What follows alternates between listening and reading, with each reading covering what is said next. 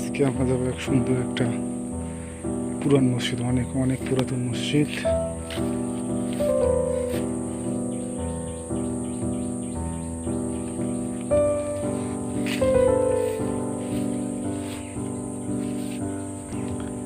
হুজুরান স্থান, ঐতিহাসিক ধারসবাড়ি মাদ্রাসা মসজিদ।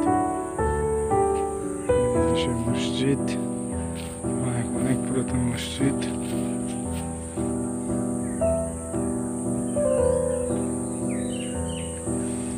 সেই মসজিদের ভেতরে কি আছে